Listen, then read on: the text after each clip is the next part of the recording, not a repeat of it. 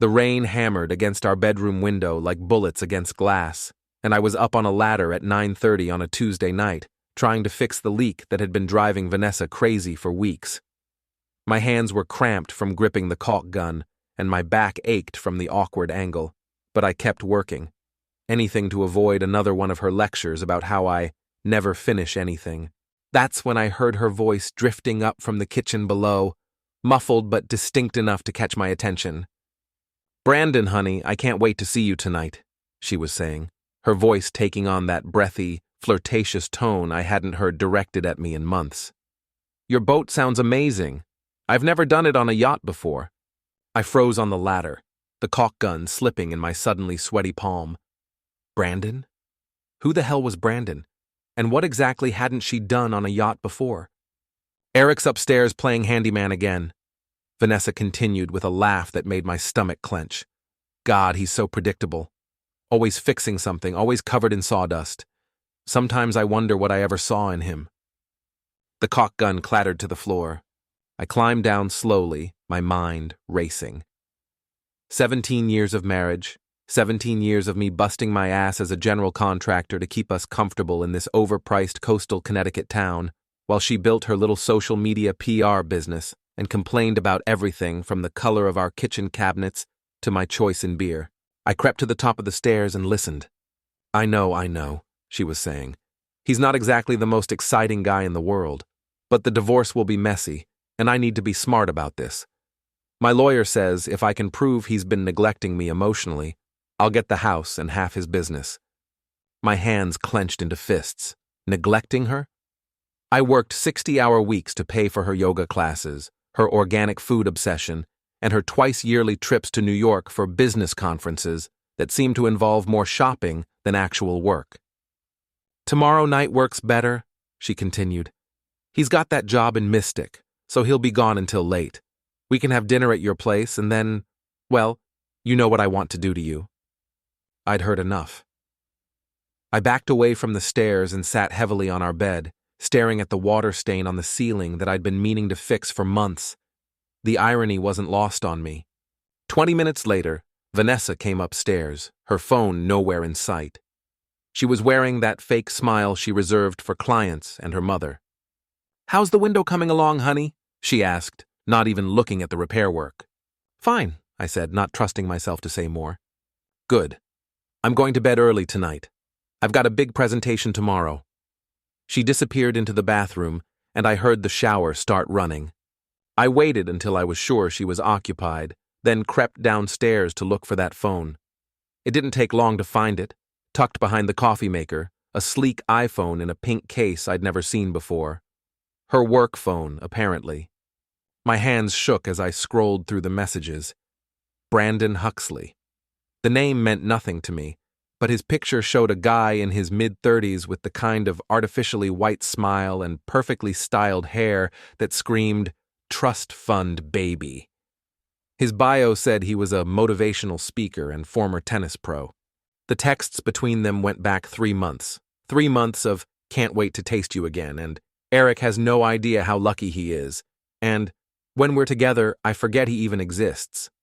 There were photos too. Vanessa in lingerie I'd never seen, posing in what looked like an expensive hotel room. Vanessa on a boat, laughing and drinking champagne. Vanessa doing things with this Brandon character that she hadn't done with me in years. The worst part wasn't the betrayal.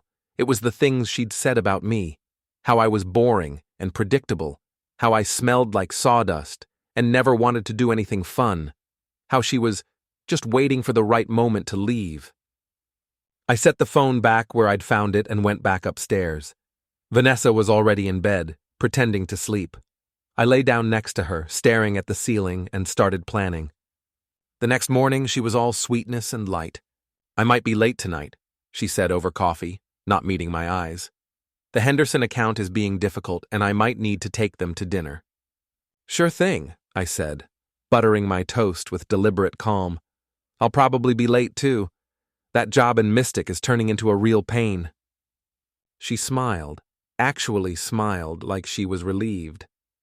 "Well, we'll both just have to suffer through it, won't we?" After she left for her yoga class, or whatever she was actually doing, I called my work partner Marty. I need a favor, I told him, and you're going to want to hear this story. Marty Rodriguez had been working construction with me for 8 years. He was a stocky guy with arms like tree trunks and a moral code that was surprisingly flexible when it came to cheating spouses. His own ex-wife had run off with their accountant, taking half of everything and leaving him with trust issues and a healthy appreciation for revenge. So let me get this straight, he said after I'd filled him in. Your wife is screwing some tennis pretty boy, planning to divorce you and take half your business, and she thinks you're too stupid to figure it out? That's about the size of it. And what exactly do you want me to help you with? I smiled for the first time in 24 hours. I want to give her exactly what she asked for. Which is, she told me if I don't like it, I should find someone else. So I'm going to find someone else. Several someone else's, actually. And I'm going to make sure she knows exactly what it feels like to be the one left behind. Marty was quiet for a long moment. Then he started laughing. Brother, I think this is going to be fun. That evening, Marty and I sat in his pickup truck outside the Mystic Marina, watching the rain turn the harbor into a sheet of gray glass. I'd told Vanessa I'd be working late, but instead, we were waiting to see just how creative her lies had become. There, Marty said, pointing toward the parking lot. Silver BMW, that her? I squinted through the rain-streaked windshield. Sure enough, Vanessa was climbing out of her car, wearing a red dress I'd never seen and heels that definitely weren't appropriate for a business dinner. She looked around nervously, then hurried toward the docks. And there's Loverboy, I muttered as a white Porsche pulled up behind her. Brandon Huxley stepped out of his car like he was posing for a magazine cover. Even in the rain, his hair looked perfect. He wore khakis and a navy blazer that probably cost more than I made in a week. When he saw Vanessa, his face lit up with the kind of smile that made me want to punch him. They embraced right there in the parking lot, and I watched my wife of 17 years kiss another man with more passion than she'd shown me in months. My hands clenched around the camera Marty had brought. You getting this? Marty asked. Every disgusting second. We followed them at a distance as they walked to a gleaming white yacht moored at the end of the main dock. The name on the stern read, Second Chance. Apparently, Brandon had a sense of humor about his life philosophy. For the next hour, we sat in that truck taking pictures and watching the windows of the yacht fog up. At one point, Vanessa appeared on the deck in nothing but Brandon's blazer, laughing as he chased her back inside.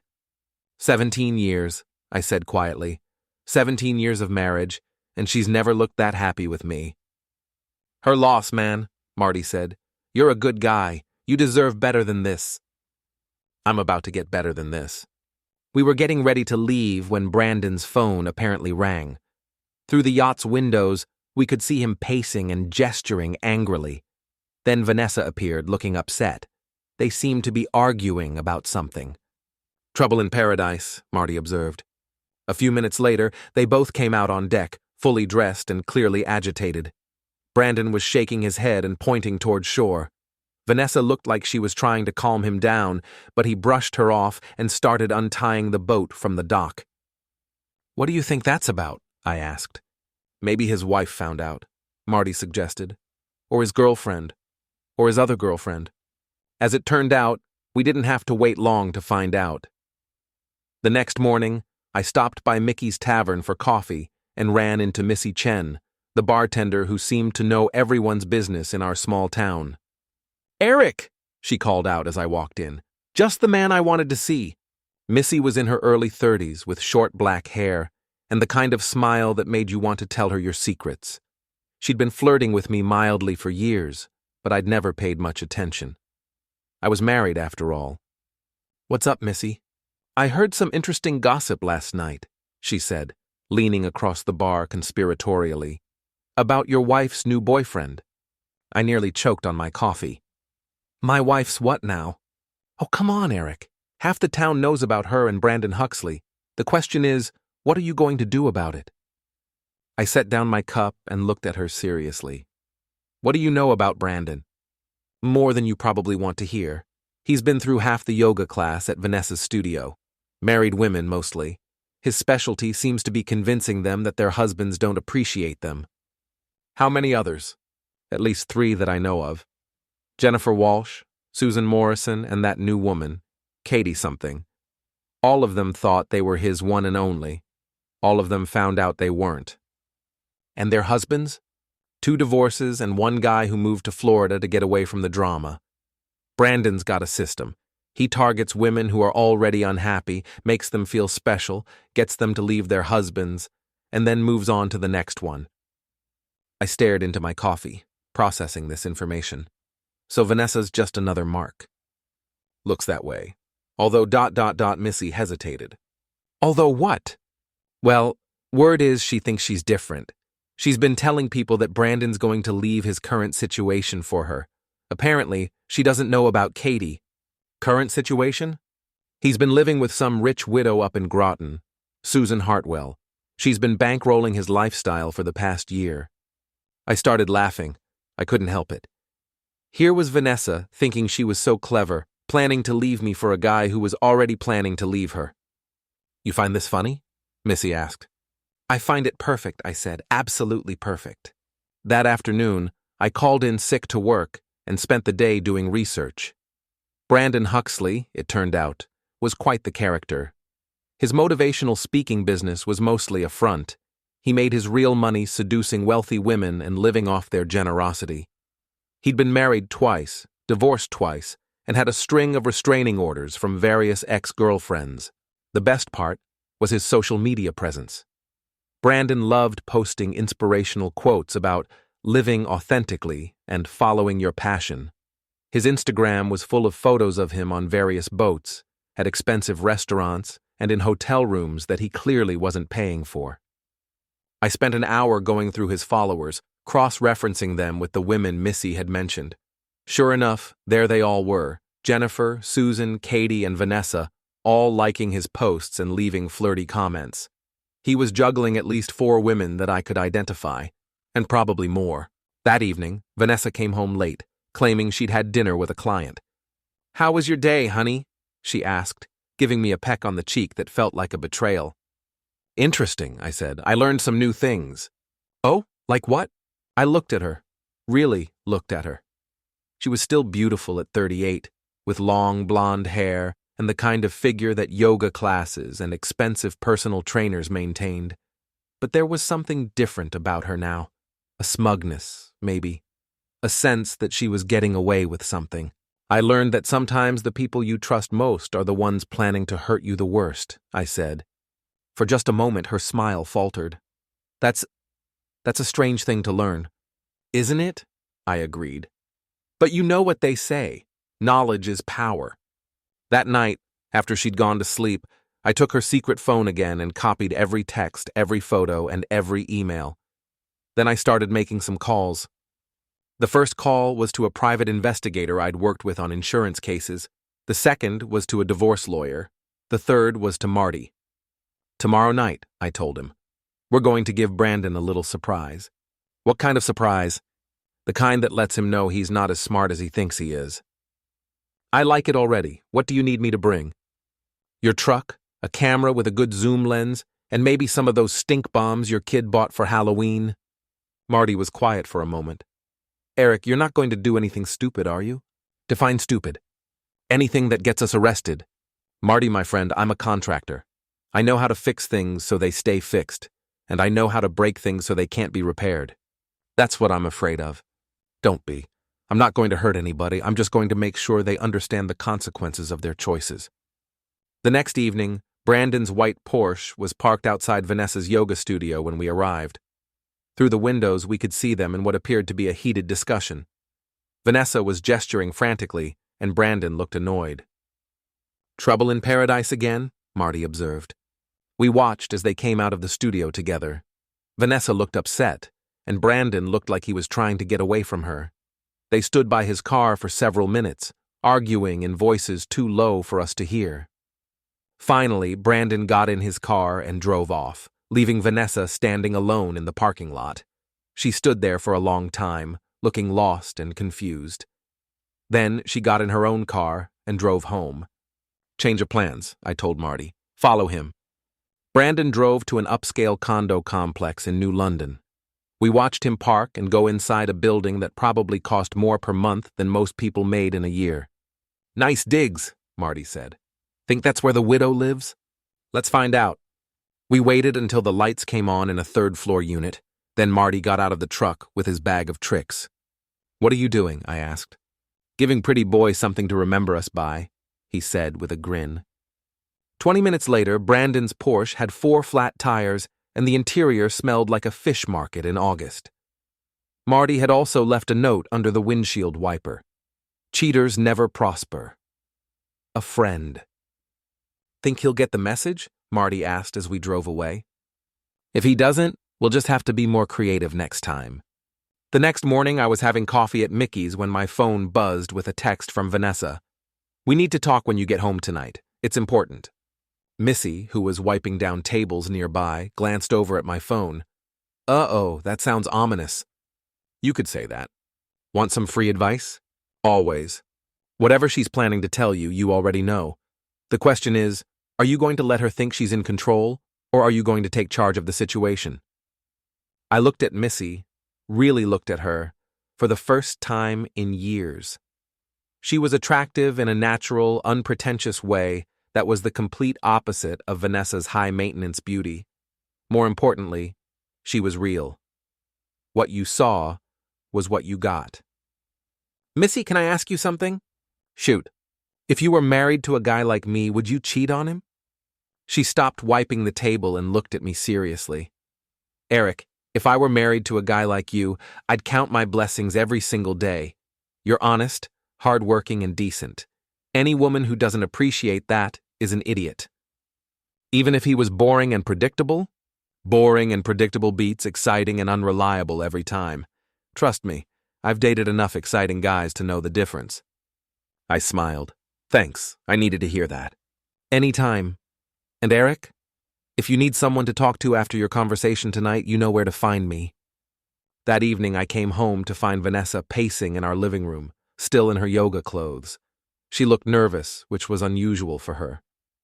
Vanessa was typically confident to the point of arrogance. "Eric, sit down," she said without preamble. "We need to have a serious conversation." I sat in my recliner and waited. After 17 years of marriage, I knew better than to interrupt when she had something rehearsed to say. "I've been doing a lot of thinking lately," she began. "About us, about our marriage, about what I want from life." "Okay. The truth is, I'm not happy. I haven't been happy for a long time. We've grown apart, Eric. We want different things. We've become different people." "Different how?" She sighed dramatically. "You're content to just exist. Work, come home, watch TV, go to bed, rinse and repeat. But I want more than that. I want excitement, adventure, passion. I want to feel alive." "And you don't feel alive with me?" "No," she said quietly. "I don't." I nodded slowly. "So what are you saying exactly?" "I'm saying I think we should separate. Take some time apart to figure out what we really want." "A trial separation." "Yes, exactly." I leaned back in my chair and studied her face. She was trying to look sad and conflicted, but I could see the excitement in her eyes. She thought she was being so clever, so mature and reasonable. "And where would you go during this separation?" I asked. "I've been looking at some apartments. Nothing fancy, just a place to clear my head and think things through."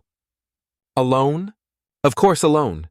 Eric, this isn't about anyone else. This is about me figuring out who I am and what I want from life." I almost laughed. She was good. I had to give her that.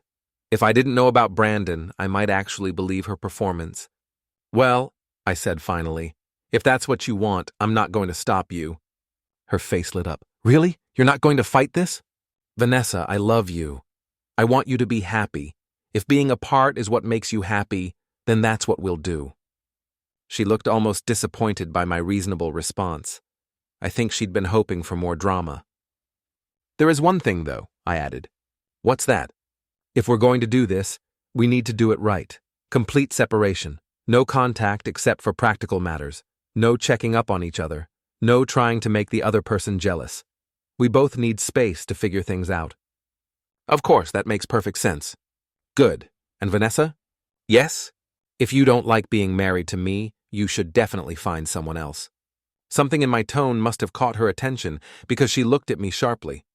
But I kept my expression neutral, and after a moment, she relaxed. I'll start looking for a place tomorrow, she said. Take your time. I want you to find something perfect. That night, she slept in the guest room to start getting used to being apart. I lay in our bed, staring at the ceiling and planning my next move. The next morning, Vanessa was gone before I woke up. She'd left a note saying she was going apartment hunting and would be back later to pack some things. Perfect. I called Marty and told him to meet me at Mickey's. When I got there, Missy was behind the bar, and Detective Ray Donnelly was nursing a beer at the end of the bar. Ray had retired from the state police 2 years earlier and spent most of his time now fishing and drinking. He was also one of the most knowledgeable people I knew when it came to legal matters. Ray, I said, sliding onto the stool next to him. I need some advice. Legal advice? The hypothetical kind. He grinned. Those are my favorite kind. What's the hypothetical situation? I outlined the basics. Cheating wife, planned separation, desire for revenge that wouldn't land me in jail. Hypothetically speaking, Ray said when I finished, the key is to never do anything illegal. Public humiliation, social consequences, financial inconvenience, all fair game as long as you don't break any laws. What about property damage? Depends on whose property and how much damage. A few flat tires? Probably not worth prosecuting. Burning down someone's house? That's a felony. What about exposing someone's lies? Truth is an absolute defense. If you can prove what you're saying is true, you can say it as loud and as often as you want. Marty arrived just as Ray was finishing his legal tutorial. So what's the plan? Marty asked after I'd filled him in on the previous night's conversation. Phase 1 is already in motion. Vanessa thinks she's in control, but she's actually doing exactly what I want her to do, which is moving out, cutting contact, and giving me the freedom to operate without her looking over my shoulder. And phase 2? I smiled. Phase 2 is where we introduce Brandon to some of his other girlfriends. That afternoon, I drove to the address I'd found for Katie Morrison, Brandon's newest conquest. She lived in a small house near the water, with a garden that suggested she actually cared about where she lived. I knocked on the door, and a woman in her early 40s answered. She was pretty in a wholesome way, with auburn hair and freckles. Katie Morrison? Yes? My name is Eric Foster. I think we need to talk about Brandon Huxley. Her face went white. I don't know what you're talking about. I think you do, and I think you'd be interested to know that you're not the only woman he's been seeing. She looked around nervously, then stepped outside and closed the door behind her. What do you want? She asked. I want to show you something, I said, pulling out my phone. These are pictures of Brandon with my wife, taken 3 nights ago. She looked at the photos, and I watched her face crumble. Your wife? Soon-to-be ex-wife. She thinks Brandon is going to leave his current girlfriend for her, just like you probably thought he was going to leave his current girlfriend for you. Katie sat down heavily on her front steps. He told me he was single. He said he'd been hurt before and was looking for someone genuine. He told my wife the same thing. He's also been living with a widow named Susan Hartwell for the past year. Susan? The woman from his motivational speaking seminars? You know about her? He said she was just a business partner, that there was nothing romantic between them. I sat down next to her on the steps. Katie, I'm not telling you this to hurt you. I'm telling you because I think you deserve to know the truth. She was quiet for a long time, staring at the photos on my phone. What are you going to do? She asked finally. I'm going to make sure everyone knows exactly who Brandon Huxley really is. The question is, do you want to help me? She looked up at me with tears in her eyes. What did you have in mind? By the end of the week, I had assembled what Marty called the Scorned Women's Club. Katie had put me in touch with Jennifer Walsh, who had introduced me to Susan Morrison. Susan knew about the widow, Susan Hartwell, who it turned out was getting suspicious about Brandon's frequent absences. We met at Mickey's on Thursday evening, 5 people united by Brandon Huxley's lies. Missy had closed the bar to regular customers and was serving as our unofficial host and advisor. So let me get this straight. Jennifer said, looking around the table. He's been telling all of us that we're the only one while living off Susan Hartwell's money and planning to run off with Eric's wife? That's about the size of it, I confirmed. And Vanessa thinks she's the only one he's serious about? Katie asked. She's moved out of our house and is planning to file for divorce so she can be with him. Susan Morrison, an elegant woman in her 50s, shook her head. I feel like such a fool. He seemed so sincere, so genuine. He talked about how his ex-wife had hurt him and how he was looking for real love. Same story he told me, Jennifer said. Word for word, probably. The question is, I said, what do we do about it? We could just tell Vanessa the truth, Katie suggested. Show her the evidence, let her know what kind of man she's throwing her marriage away for. That's the mature adult approach, Missy said. It's also boring. What do you have in mind? I asked her. Missy grinned. I think Brandon needs to learn what it feels like to have his life turned upside down, and I think he needs to learn it in a very public way. I like where this is going, Marty said. There's a charity fundraiser next Saturday at the country club, Missy continued. Brandon's supposed to be the guest speaker, something about finding your authentic self. Half the town will be there, including most of the women he's been stringing along. You think we should confront him there? Jennifer asked. I think we should let him confront himself, I said, understanding where Missy was going with this. What if all of his girlfriends showed up as his dates? The table went quiet as everyone processed this idea. You mean like all of us arrive with him? Katie asked. Not exactly. What if we arrange for him to invite all of you, without any of you knowing about the others? Susan Morrison started laughing. Oh, that's evil. I love it. How would we pull that off? Jennifer asked. Leave that to me, I said. I've got a plan. The next day, I put that plan into motion. Using information I'd gathered from the women, I created fake social media accounts for each of them. Then I started messaging Brandon from each account, pretending to be the women themselves. To Katie's account, I had Brandon suggest that she accompany him to the fundraiser as his date. To Jennifer's account, I had him make the same suggestion. Same with Susan's account. The key was making each invitation seem spontaneous and romantic. Brandon, it turned out, was predictable in his manipulation tactics. He used the same lines, the same approach, the same fake vulnerability with each woman. By Friday afternoon, he had confirmed dates with 3 different women for the same event. None of them knew about the others, and all of them thought they were his only real love. But I wasn't done yet. That evening I drove to Susan Hartwell's house in Groton. It was a beautiful colonial on 2 acres, the kind of place that screamed old money and good taste. I parked in the circular driveway and rang the doorbell. The woman who answered was in her early 60s with silver hair and the kind of understated elegance that comes from a lifetime of privilege. She was also clearly upset about something.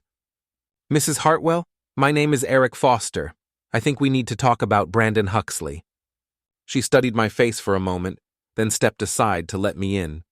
I was wondering when someone would show up, she said, leading me into a living room that probably cost more than my house. I've been getting suspicious phone calls all week. What kind of calls?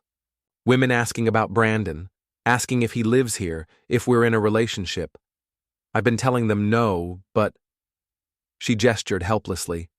The truth is, I don't know what Brandon and I are anymore. I sat down across from her and pulled out my phone. Mrs. Hartwell, I'm going to show you some things that might be difficult to see, but I think you deserve to know the truth. For the next hour, I walked her through everything I'd discovered about Brandon's activities, the photos, the text messages, the multiple relationships. She listened in silence, her face growing paler with each revelation. How many women, she asked finally, that I know of? At least 5, including my wife. Probably more. She stood up and walked to the window, looking out at her perfectly manicured garden. I've been supporting him for over a year, she said quietly. Paying for his car, his clothes, his lifestyle. He told me he was building his speaking business, that he just needed time to get established. I'm sorry, I know this is hard to hear. She turned back to me, and I was surprised to see that she was smiling. Mr. Foster, I didn't get to be my age and accumulate this much wealth by being naive. I suspected Brandon was lying to me. I just didn't know the extent of it. So what are you going to do? Well, first I'm going to change the locks. Then I'm going to cancel his credit cards. Then I'm going to attend that fundraiser tomorrow night and watch him try to explain himself. You know about the fundraiser? I bought a table. I was planning to go as his date. She paused. I assume I won't be the only one with that expectation? Not exactly, no. She laughed. Actually laughed. This is going to be quite a show. That night, I went home to an empty house. Vanessa had moved most of her clothes and personal items to her new apartment, leaving behind only the furniture and the memories.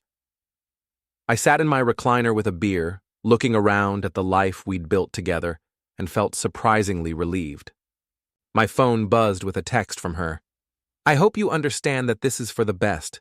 We both deserve to be happy. I typed back, I agree completely. I hope you find exactly what you're looking for. What she was looking for, of course, was Brandon Huxley. What she was going to find was something entirely different. The next morning, I called each of the women to confirm the plan. Katie would arrive at the fundraiser at 7, Jennifer at 7:15, Susan Morrison at 7:30. Susan Hartwell would already be there, having bought a table. And Vanessa? According to her social media posts, she was planning to surprise Brandon by showing up as his date. This is either going to be the most epic revenge in the history of our little town, Marty said when I called to update him, or it's going to be a complete disaster. Maybe both, I admitted. But either way, it's going to be memorable. What about you? You going to be there to watch the show? I smiled.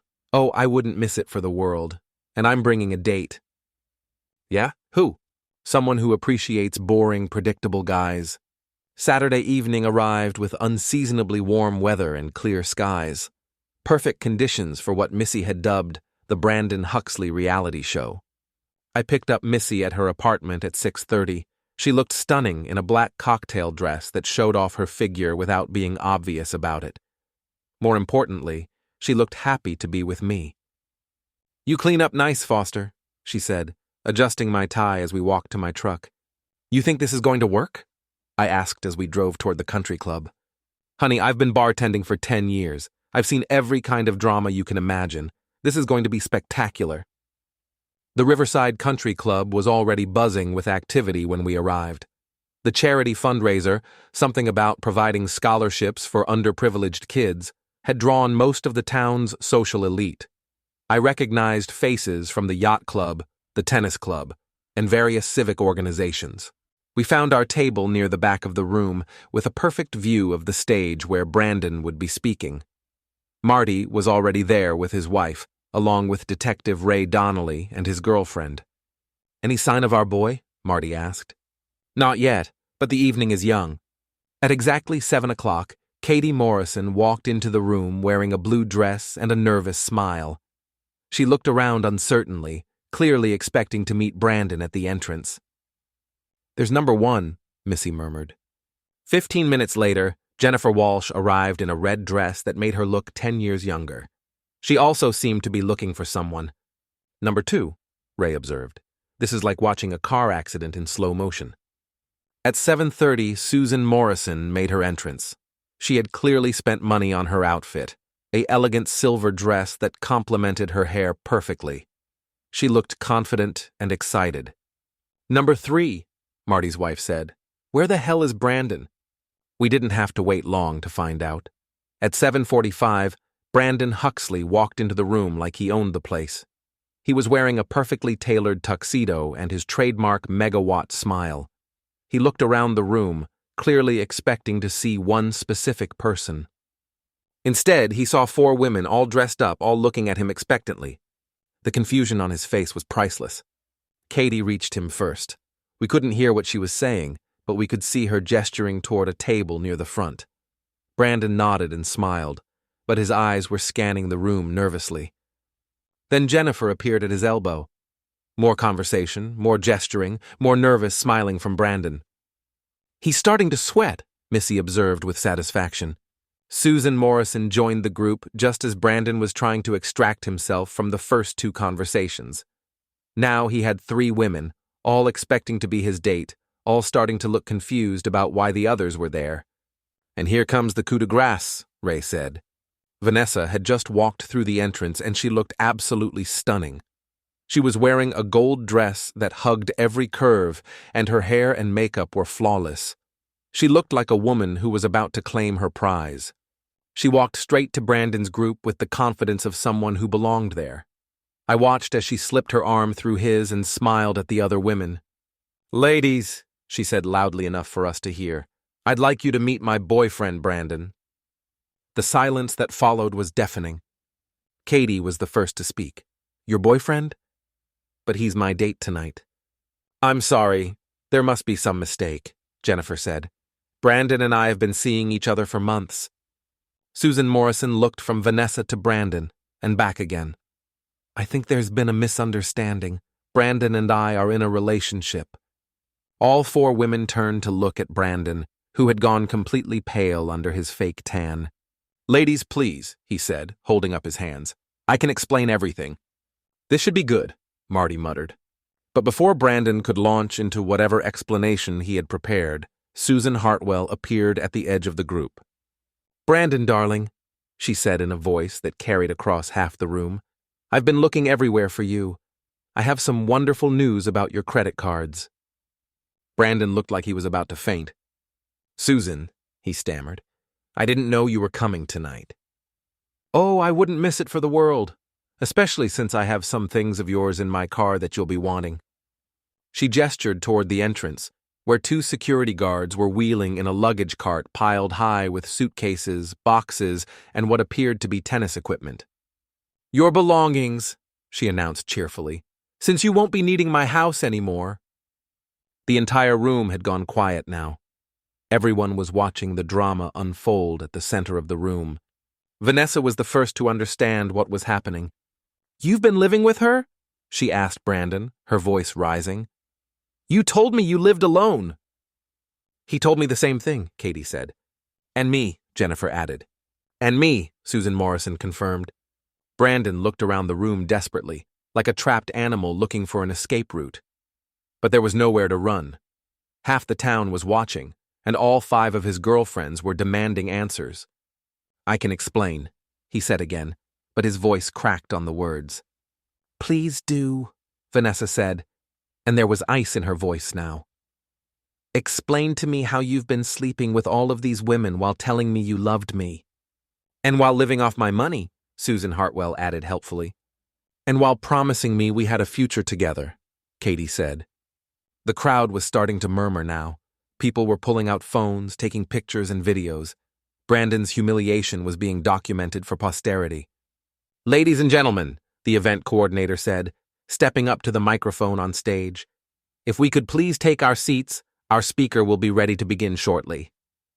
"Actually," Susan Hartwell said, loud enough for everyone to hear, "I don't think Mr. Huxley will be speaking tonight. He seems to have some personal matters to attend to."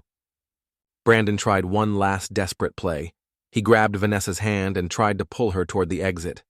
"Come on," he said. "Let's get out of here. I can explain everything once we're alone." But Vanessa yanked her hand away. "Don't touch me," she said, her voice carrying across the room. "Don't ever touch me again." She turned to face the other women. "I am so sorry," she said. "I had no idea he was seeing any of you. I thought—" She stopped, unable to finish the sentence. "We all thought the same thing," Jennifer said gently. "He's very good at making people believe what he wants them to believe." Brandon made one final attempt to salvage the situation. "Vanessa, please," he said. "What we have is real. These others, they don't mean anything to me." It was exactly the wrong thing to say. Katie slapped him, hard. The sound echoed through the silent room. "I don't mean anything," she said. "I left my husband for you." "So did I," Susan Morrison said. Vanessa stared at Brandon like she was seeing him for the first time. "You destroyed marriages," she said slowly. "You destroyed families. For what? For fun?" "It wasn't like that," Brandon protested, but no one was listening anymore. The 5 women had formed a circle around him, and they were all talking at once, sharing stories, comparing notes, realizing the full extent of his deception. I think our work here is done, I said to Missy. Not quite, she replied with a smile. There's one more thing. She stood up and walked over to the group of women. I couldn't hear what she said, but a moment later, all 5 of them turned to look at me. Vanessa broke away from the group and walked over to our table. Her face was streaked with tears, and her perfect makeup was ruined. Eric, she said quietly, Did you know? Did you know about all of this? I looked at my wife of 17 years, soon-to-be ex-wife, and felt something that might have been pity. I knew about Brandon, I said. I didn't know about the others until this week. Why didn't you tell me? Would you have believed me? She was quiet for a long moment, considering this. Probably not, she admitted finally. Vanessa, you told me that if I didn't like our marriage, I should find someone else. So I did. I gestured toward Missy, who had returned to sit beside me. And you found someone else too. The difference is, the someone I found is real. Vanessa looked at Missy, then back at me. I've made a terrible mistake, she said. Yes, I agreed. You have. Is there any way we can work this out? Go back to the way things were? I shook my head. No, Vanessa, there isn't. You made your choice. You chose excitement over stability, passion over partnership. You chose Brandon over me. The fact that Brandon turned out to be a lie doesn't change the fact that you were willing to throw away 17 years for him. She started crying harder. But I love you, she said. No, I said gently. You love the idea of having me as a backup plan, but I'm not going to be anyone's second choice anymore. She stood there for another moment, looking lost and broken. Then she turned and walked away, pushing through the crowd toward the exit. Brandon had already disappeared, leaving his belongings scattered around the luggage cart like the debris from a shipwreck. The event coordinator was trying to restore order, announcing that they would be showing a video presentation instead of having a live speaker. So, Missy said, taking my hand, how does it feel? How does what feel? Getting your revenge. Watching your cheating wife realize she threw away her marriage for a con man. I thought about it for a moment. Honestly, it feels like closure, like the end of one chapter and the beginning of another. And what's the next chapter about? I looked at Missy, really looked at her. She was beautiful, but more than that, she was genuine.